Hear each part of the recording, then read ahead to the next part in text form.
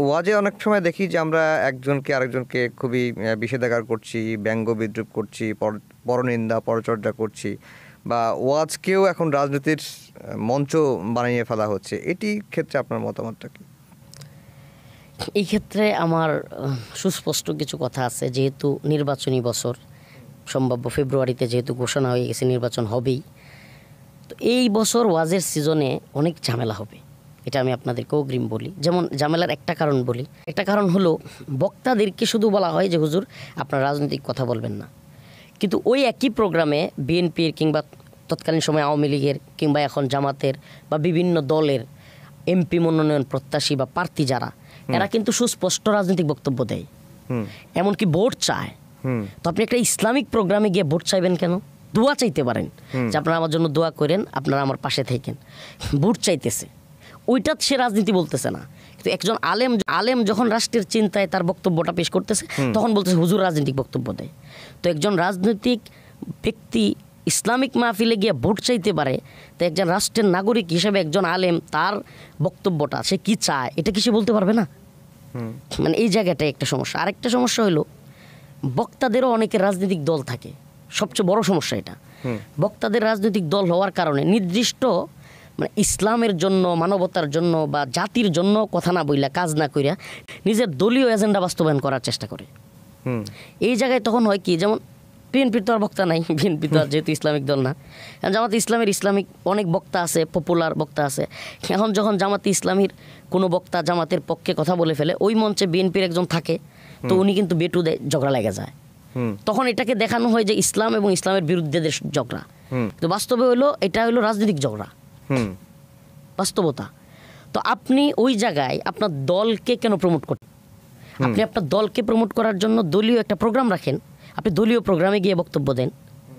তো ইশারায় হোক কেনাই হোক, আপনি যে কোনোভাবে, হাত দিয়ে খেলাম না চামচ দিয়ে খেলাম, আপনি সিস্টেমে হোক, আপনি যখন আপনার দলীয় এজেন্ডা বাস্তবায়ন করবেন, পাশে বসে থাকা প্রত্যেক এই অন্য দলের রাজনীতিক ব্যক্তি, এরা কিন্তু মানে সবার মাথায় গোবর না, কিছু বুঝে। তখন কি হয়, সে এটা ধরে ফেলে, রাগ হয় যে হুজুর আপনি দলীয় কথাটা কেন বললেন, দলীয় ইঙ্গিত কেন মারলেন, আপনি আপনার বক্তব্যে আপনার ইয়াতে গিয়ে দেন।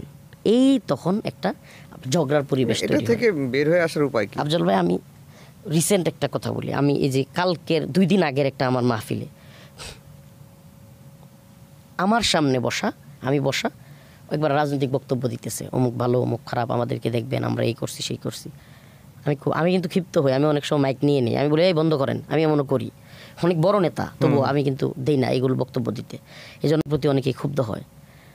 তো সমস্যাটা হয় কি, আমি কমিটিকে বলে দিছি যে ভাই সবাই আমার সাথে যারা আছে কমিটিরে বলে দিবেন নেতাদের বক্তব্য আমি যাওয়ার আগে দিয়ে দিতে, আমরা বসে থাকবো, ওই পর্যায়ে বক্তব্য দেওয়ার দরকার নাই।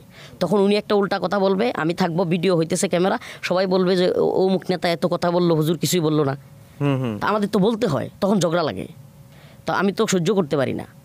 তো আমাকে সবাইরে বলে দিবেন, আমার মাহফিল কর্তৃপক্ষকে বক্তব্য নেতাদের দিলে দিক, তাদের আঞ্চলিকভাবে নেতারা আছে, থাকতে হয়, আঞ্চলিক নেতারা না হলে প্রভাব কাটায়, অনেক সময় কমিটির সাথে ঝামেলা হয়, বক্তব্য দিক, কিন্তু আমাদের সামনে না।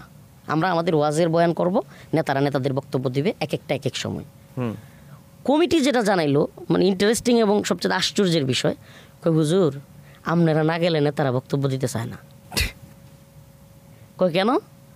আপনারা না গেলে জনগণ বিচ্ছিন্ন থাকে, বসে না।